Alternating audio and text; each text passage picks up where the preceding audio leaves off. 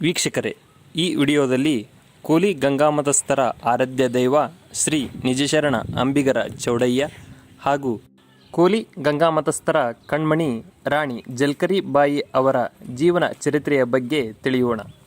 ಈಗ ಮೊದಲು ನಿಜಶರಣ ಅಂಬಿಗರ ಚೌಡಯ್ಯನವರ ಬಗ್ಗೆ ತಿಳಿಯೋಣ ಬನ್ನಿ. ನಮಸ್ತೆ ಗೆಳೆಯರೇ, ಇಂದು ನಾವು ನಿಜಶರಣ ಶ್ರೀ ಅಂಬಿಗರ ಚೌಡಯ್ಯನವರ ಜನ್ಮಸ್ಥಳ ಹಾವೇರಿ ಜಿಲ್ಲೆಯ ರಾಣೆಬೆನ್ನೂರು ತಾಲೂಕಿನ ತುಂಗಭದ್ರಾ ನದಿಯ ದಡದ ಮೇಲಿದ್ದೇವೆ. ಇಲ್ಲಿ ಕಾಣ್ತಿದೆಯಲ್ಲ, ಇದು ವಿಶೇಷವಾದ ಕಲ್ಲಿನ ತೇರು. ಹಾಗೆ ಮುಂದೆ ಹೋದರೆ ಅಲ್ಲಿ ತುಂಗಭದ್ರಾ ನದಿ ಇದೆ. ಕೊನೆಗೆ ನಾನು ನಿಮಗೆ ಇದರ ಬಗ್ಗೆ ತೋರಿಸ್ತೀನಿ. ಇಲ್ಲಿ ಭೇಟಿ ನೀಡಿದ ತಕ್ಷಣ ಮೊದಲು ನಮಗೆ ಸಿಗುವುದು ಪರಮ ಪೂಜ್ಯ ಶ್ರೀ ಶ್ರೀ ಶ್ರೀ ಸದ್ಗುರು ಶಾಂತಮುನಿ ಮಹಾಸ್ವಾಮಿಗಳ ಐಕ್ಯಮಂಟಪ ಸುಕ್ಷೇತ್ರ ನರಸೀಪುರ. ಇದು ಕಂಚಾರಗಟ್ಟಿಯ ಹತ್ತಿರದಲ್ಲೇ ಇದೆ. ಇಲ್ಲಿಂದ 1-2 ಕಿಲೋಮೀಟರ್ ದೂರದಲ್ಲೇ ಶ್ರೀ ನಿಜಶರಣ ಅಂಬಿಗರ ಚೌಡಯ್ಯನವರ ಜನ್ಮಸ್ಥಳ ಚೌಡಯ್ಯ ದಾನಪುರ ಇದೆ. ಶ್ರೀ ನಿಜಶರಣ ಅಂಬಿಗರ ಚೌಡಯ್ಯನವರು ಕ್ರಿಸ್ತಶಕ 1120 ಜನವರಿ 21 ಸೋಮವಾರ ಬೆಳಗಿನ ಅಮೃತ ಗಳಿಗೆಯಲ್ಲಿ ಜನಿಸಿದ್ದಾರೆ. ಗೆಳೆಯರೇ, ಈ ಪರಿಸರವನ್ನು ನೋಡ್ತಾ ಇದ್ರೆ ಮೈ ಮನಸ್ಸು ತುಂಬಿ ಬರುವುದಂತೂ ನಿಜ. ಪ್ರಶಾಂತವಾದ ವಾತಾವರಣ. ಇಂತಹ ವಾತಾವರಣದಲ್ಲಿ ಶ್ರೀ ಸದ್ಗುರು ಶಾಂತಮುನಿ ಮಹಾಸ್ವಾಮಿಗಳ ಐಕ್ಯ ಮಂಟಪ ಇದೆ ಹಾಗೂ ಶ್ರೀ ನಿಜಶರಣ ಅಂಬಿಗರ ಚೌಡಯ್ಯನವರ ಗುರುಪೀಠ ಇದೆ. ಶ್ರೀ ನಿಜಶರಣ ಅಂಬಿಗರ ಚೌಡಯ್ಯನವರ ಬಗ್ಗೆ ಸಂಕ್ಷಿಪ್ತವಾದ ಮಾಹಿತಿಯನ್ನು ನಿಮಗೆ ತಿಳಿಸುತ್ತೇನೆ. ಈ ಚೌಡಯ್ಯ ದಾನಪುರ ಅಂತ ಹೆಸರು ಬರುವುದಕ್ಕೂ ಮುಂಚೆ ಶಿವಪುರ ಅಂತ ಹೆಸರು ಇತ್ತು. ಈ ಚೌಡಯ್ಯ ದಾನಪುರ ಹೆಸರು ಬರಲು ಒಂದು ಕಾರಣವಿದೆ. ಇಲ್ಲೇ ಹತ್ತಿರದಲ್ಲೇ ಗುತ್ತಲ ಎಂಬ ಗ್ರಾಮವಿದೆ. ಆ ಗುತ್ತಲ ಗ್ರಾಮದ ರಾಜನ ಮಗನಿಗೆ ಹಾವು ಕಚ್ಚಿ ಸಾವಿಗೀಡಾದಾಗ ಅಂಬಿಗರ ಚೌಡಯ್ಯನವರನ್ನು ಅಲ್ಲಿಗೆ ಕರೆಸಲಾಗುತ್ತೆ. ಆಗ ಅಂಬಿಗರ ಚೌಡಯ್ಯ ಅಲ್ಲಿಗೆ ಬಂದು ಆ ಮಗನನ್ನು ತನ್ನ ವಿಶೇಷವಾದ ಶಕ್ತಿಯಿಂದ ಬದುಕಿಸುತ್ತಾನೆ. ಆಗ ಗುತ್ತಲದ ರಾಜ ಅಂಬಿಗರ ಚೌಡಯ್ಯರವರಿಗೆ ಅಪಾರವಾದ ಭೂಮಿಯನ್ನು ದಾನವಾಗಿ ಕೊಡುತ್ತಾರೆ. ಆಗ ಅಂಬಿಗರ ಚೌಡಯ್ಯನವರು ಆ ಭೂಮಿಯನ್ನು ಇಟ್ಟುಕೊಳ್ಳುವುದಿಲ್ಲ, ತಮ್ಮ ಗುರುಗಳಾದ ಶಿವದೇವನಿಗೆ ದಾನವಾಗಿ ಕೊಡುತ್ತಾರೆ. ಹೀಗೆ ಅಂಬಿಗರ ಚೌಡಯ್ಯನವರು ಭೂಮಿಯನ್ನು ದಾನವಾಗಿ ಕೊಟ್ಟಿದ್ದರಿಂದ ಶಿವಪುರ ಎನ್ನುವುದು ನಶಿಸಿ ಚೌಡಯ್ಯ ದಾನಪುರ ಎಂದು ಕರೆಯಲ್ಪಟ್ಟಿತು. ಶ್ರೀ ನಿಜಶರಣ ಅಂಬಿಗರ ಚೌಡಯ್ಯನವರು 10,000ಕ್ಕಿಂತ ಹೆಚ್ಚಿನ ವಚನ ಬರೆದು ಲಿಂಗೈಕ್ಯರಾಗುವ ಮುನ್ನ ಅಂತಿಮ ವಚನವನ್ನು ಹೀಗೆ ಹೇಳಿದ್ದಾರೆ: ಪತೀತರಾಗಲಿ, ಪಾವನರಾಗಲಿ, ಹಿತಪರರಾಗಲಿ, ಅಹಿತಪರರಾಗಲಿ ಸದ್ಗತಿ ತಪ್ಪಿದರೆ ಒಪ್ಪಬೇಡ. ಅವರ ಗೊಡವೆ ನಮಗೆ ಕೈಯ. ವೃತ್ತಿಗೇಡಿಯ ಸಂಘದಿಂದ ಆಮಿಷ ಬಿಡುವುದೇ ಹಿತವು. ಬೇಡವಯ್ಯ ಲೋಕಮಾರ್ಗ ಎಂದಾತ ಅಂಬಿಗರ ಚೌಡಯ್ಯ. ಈಗ ಶ್ರೀ ನಿಜಶರಣ ಅಂಬಿಗರ ಚೌಡಯ್ಯನವರ ಗುರುಪೀಠದ ಒಳಗಡೆ ನೋಡೋಣ ಬನ್ನಿ.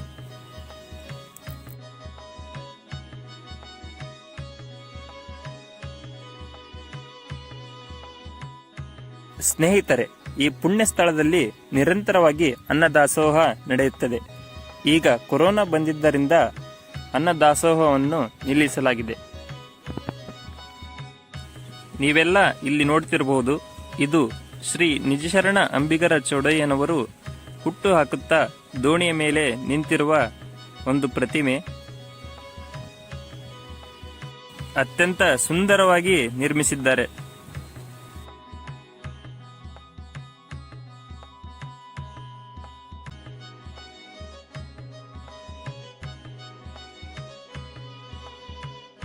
ಪರಮ ಪೂಜ್ಯ ಜಗದ್ಗುರು ಶ್ರೀ ಶ್ರೀ ಶ್ರೀ ಶಾಂತಮುನಿ ಮಹಾಸ್ವಾಮಿಗಳವರ ಪೀಠಾರೋಹಣ ಮಹೋತ್ಸವದ ಫೋಟೋಗಳು ಮತ್ತು ಪರಮಪೂಜ್ಯ ಜಗದ್ಗುರು ಶ್ರೀ ಶಾಂತಭೀಷ್ಮ ಚೌಡಯ್ಯ ಮಹಾಸ್ವಾಮಿಗಳ ಪಟ್ಟಾಭಿಷೇಕದ ಕೆಲವೊಂದು ಫೋಟೋಗಳನ್ನು ನೀವಿಲ್ಲಿ ನೋಡ್ತಿರಬಹುದು.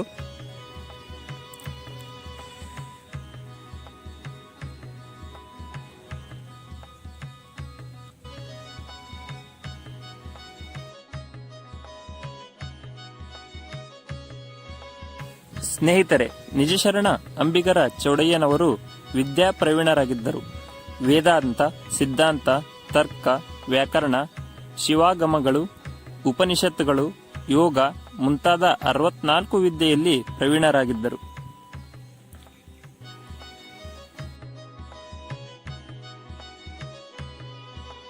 ವೀಕ್ಷಕರೇ, ಈಗ ಈ ತೇರನ್ನು ನೋಡೋಣ ಬನ್ನಿ.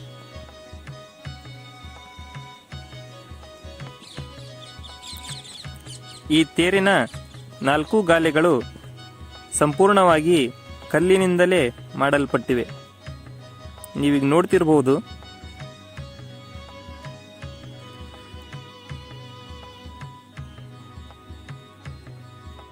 ನೋಡಿ, 4 ಗಾಲಿಗಳು ಸಂಪೂರ್ಣವಾಗಿ ಕಲ್ಲಿನಿಂದಲೇ ಮಾಡಲ್ಪಟ್ಟಿವೆ. ಸಾಮಾನ್ಯವಾಗಿ ಈ ಥರ ಕಲ್ಲಿನಿಂದ ರೆಡಿಯಾದ ಗಾಲಿಗಳು ಎಲ್ಲ ತೇರಿನಲ್ಲೂ ಕಂಡುಬರುವುದಿಲ್ಲ. ನೋಡಿ, ವಿಶೇಷವಾಗಿ ಈ ತೇರನ್ನು ಮಾಡಲ್ಪಟ್ಟಿದೆ.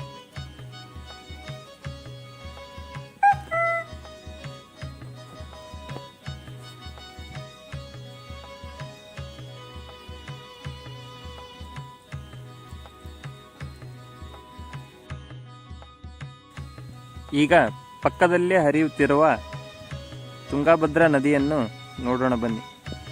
ನೋಡಿ, ಇಲ್ಲೊಂದು ದೇವಸ್ಥಾನ ಇದೆ, ಹಳೆ ಕಾಲದ್ದು. ಇಲ್ಲಿ ಪಕ್ಕದಲ್ಲೇ ಒಂದು ಶಿವನ ದೇವಸ್ಥಾನ ಕೂಡ ಇದೆ. ನೋಡ್ತಿರ್ಬೋದು, ನದಿ ಕಾಣ್ತಿದೆ, ತುಂಗಭದ್ರಾ ನದಿ.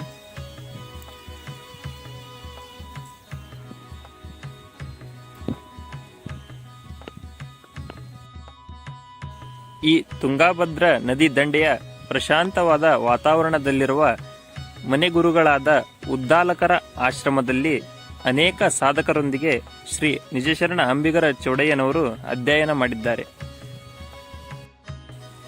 ಈ ನದಿ ದಂಡೆಯ ಮೇಲೆ ಇಲ್ಲೊಂದು ದೇವಸ್ಥಾನವಿದೆ, ನೋಡೋಣ ಬನ್ನಿ.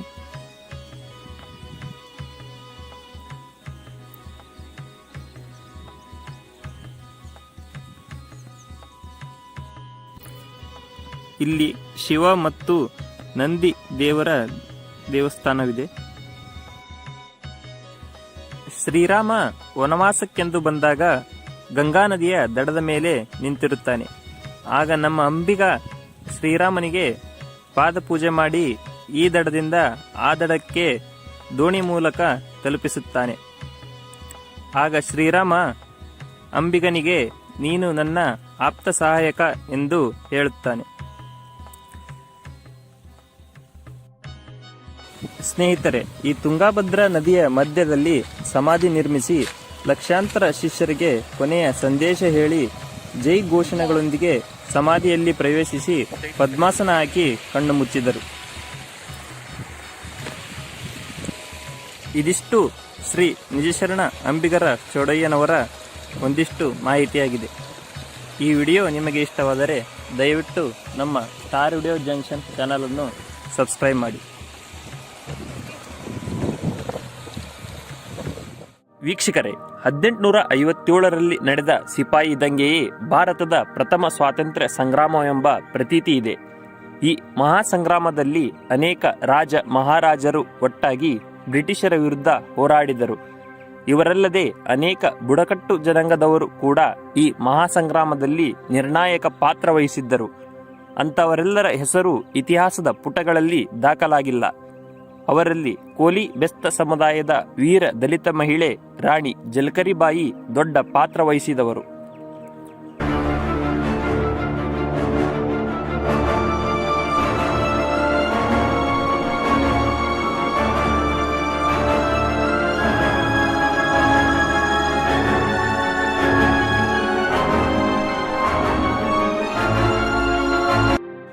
ಸಿಪಾಯಿ ದಂಗೆಯ ಇತಿಹಾಸದ ಪುಟಗಳಲ್ಲಿ ರಾಜ ಮಹಾರಾಜರ ಹೆಸರುಗಳು ದಾಖಲಾಗಿವೆ. ಆದರೆ ದಲಿತ ಸಮುದಾಯಕ್ಕೆ ಸೇರಿದ ರಾಣಿ ಜಲ್ಕರಿಬಾಯಿ ಹೆಸರು ಎಲ್ಲಿ ಕೇಳಿಬರುವುದಿಲ್ಲ ಮತ್ತು ಸ್ವಾತಂತ್ರ್ಯೋತ್ಸವದ ಸಂದರ್ಭದಲ್ಲಿ ಯಾರೂ ಸ್ಮರಿಸುವುದೂ ಇಲ್ಲ. ಜಲ್ಕರಿಬಾಯಿಗೆ ರಾಣಿ ಜಲ್ಕರಿಬಾಯಿ ಎಂದು ಕರೆಯಲು ಕಾರಣವಿದೆ. ಅದೇನೆಂದರೆ, ರಾಣಿ ಜಲ್ಕರಿಬಾಯಿ ಸಾಮಾಜಿಕವಾಗಿ ಒಬ್ಬ ದಲಿತ ಮಹಿಳಾ ಹೋರಾಟಗಾರ್ತಿ. 1857ರಲ್ಲಿ ನಡೆದ ಸಿಪಾಯಿ ದಂಗೆಯ ಹೋರಾಟದಲ್ಲಿ ತನ್ನ ಧೈರ್ಯ ಮತ್ತು ಸಾಹಸಗಳಿಂದ ತ್ಯಾಗಮಯಿ ಆದವಳು. ಈಕೆ ಝಾನ್ಸಿ ರಾಣಿ ಲಕ್ಷ್ಮೀಬಾಯಿಯ ವಿಶ್ವಾಸಕ್ಕೆ ಪಾತ್ರಳಾಗಿ ಸೈನಿಕಳಾಗಿ ಬೆಳೆದವಳು. ಮಹಾರಾಣಿಯನ್ನು ರಕ್ಷಿಸಲು ತಾನೇ ರಾಣಿಯ ವೇಷ ಧರಿಸಿ ಹೋರಾಟ ನಡೆಸಿದವಳು. ಆದ್ದರಿಂದಲೇ ಜಲ್ಕರಿಬಾಯಿಗೂ ಕೂಡ ರಾಣಿ ಜಲ್ಕರಿಬಾಯಿ ಎಂದೇ ಕರೆಯುತ್ತಿದ್ದರು.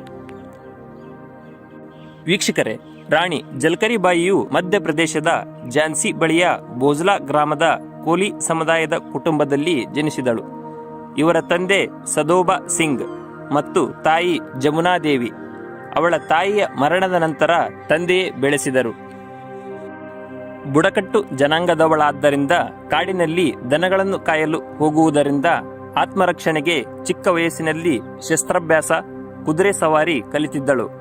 ಚಿರತೆಯೊಂದಿಗೆ ಹೋರಾಡಿ ದನಗಳನ್ನು ರಕ್ಷಿಸಿದ ಇವಳ ಧೈರ್ಯವನ್ನು ಮೆಚ್ಚಿದ ಕೋಲಿ ಸಮುದಾಯದ ಝಾನ್ಸಿ ಪೂರಂ ಎಂಬುವವರು ಜಲ್ಕರಿಯನ್ನು ಮದುವೆಯಾಗಲು ತನ್ನ ತಾಯಿಗೆ ತಿಳಿಸಿದ. ಈತ ಬಿಲ್ಲುಗಾರಿಕೆ, ಕುಸ್ತಿ ಪರಿಣಿತನಾಗಿದ್ದ. 1843ರಲ್ಲಿ ಇವರ ಮದುವೆ ಜರುಗಿತು. ಇವರಿಬ್ಬರು ಬುಂದೇಲಖಂಡ ಜನಪದ ಹಾಡಿನಲ್ಲಿ ಇಂದಿಗೂ ದಂತಕಥೆಯಾಗಿದ್ದಾರೆ. ರಾಣಿ ಜಲ್ಕರಿಬಾಯಿಯ ಧೈರ್ಯ ಸಾಹಸಗಳನ್ನು ಮೆಚ್ಚಿ ಝಾನ್ಸಿ ಮಹಾರಾಣಿ ಲಕ್ಷ್ಮೀಬಾಯಿ ತನ್ನ ಅಂಗರಕ್ಷಣೆಗೆ ನೇಮಿಸಿಕೊಂಡಳು. ಈ ಸಂದರ್ಭದಲ್ಲಿ ಜಲ್ಕರಿಬಾಯಿ ತನ್ನ ಜೀವನವನ್ನೇ ಮಹಾರಾಣಿಯ ರಕ್ಷಣೆಗೆ ಮೀಸಲಿಟ್ಟು ತನ್ನ ವೈಯಕ್ತಿಕ ಜೀವನ ತ್ಯಾಗ ಮಾಡಿದಳು.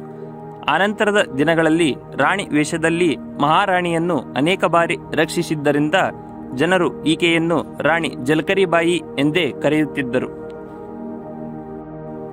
ರಾಣಿ ಜಲ್ಕರಿಬಾಯಿ ಬ್ರಿಟಿಷರ ವಿರುದ್ಧ ಹೋರಾಡಲು ದಲಿತ ಸಮುದಾಯದ ಬೆಸ್ತ, ತಳವಾರ, ಅಂಬಿಗರು, ಮೊಗವೀರರು, ಕೋಲಿ, ಕಬ್ಬಲಿಗ ಮುಂತಾದ ಸಮುದಾಯದವರ ಪಡೆಯನ್ನು ಕಟ್ಟಿ ರಾಣಿಯ ರಕ್ಷಣೆಗೆ ವಿಶೇಷ ತಂಡ ರಚಿಸಿದ್ದಳು. ಬ್ರಿಟಿಷರು ಝಾನ್ಸಿ ಕೋಟೆಯನ್ನು ಮುತ್ತಿಗೆ ಹಾಕಿದಾಗ ಜಲ್ಕರಿಬಾಯಿಯ ಈ ಎಲ್ಲ ತಂಡಗಳು ಬ್ರಿಟಿಷರ ವಿರುದ್ಧ ಹೋರಾಟದಲ್ಲಿ ದಿಟ್ಟತನದಿಂದ ಬ್ರಿಟಿಷರ ರುಂಡ ಚೆಂಡಾಡಿದರು. ಮುಂದೆ 1857ರಲ್ಲಿ ಏಪ್ರಿಲ್ ತಿಂಗಳಲ್ಲಿ ರಾಣಿ ಜಲ್ಕರಿಬಾಯಿ ಹುತಾತ್ಮಳಾಗುತ್ತಾಳೆ. ವೀಕ್ಷಕರೇ, ತನ್ನ ಬುಡಕಟ್ಟು ಜನರ ತಂಡ ಕಟ್ಟಿಕೊಂಡು ಕತ್ತಿ ಹಿಡಿದು ಬ್ರಿಟಿಷರ ರುಂಡ ಚೆಂಡಾಡಿದ ಮಹಾವೀರ ವನಿತೆ ಎನಿಸಿಕೊಂಡು ಅಮರಳಾಗಿದ್ದಾಳೆ.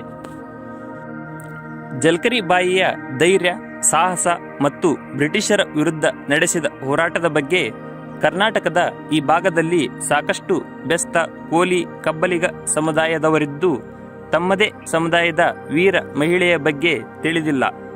ಪ್ರತಿಯೊಂದು ಸ್ವಾತಂತ್ರ್ಯ ಹೋರಾಟದ ಸಂದರ್ಭದಲ್ಲಿ ವೀರವನಿತೆ ರಾಣಿ ಜಲ್ಕರಿಬಾಯಿಯನ್ನು ಸ್ಮರಿಸುವುದು ಅಗತ್ಯ ಎಂದು ತಿಳಿಸಿದ್ದಾರೆ ಶ್ರೀಮತಿ ಅಮರೇಶ್ವರಿ ಬಾಬುರಾವ್ ಚಿಂಚನಸೂರು, ಅಧ್ಯಕ್ಷರು ಗಂಗಾಪರಮೇಶ್ವರಿ ಶಿಕ್ಷಣ ಸಂಸ್ಥೆ ಕಲಬುರಗಿ ಇವರು.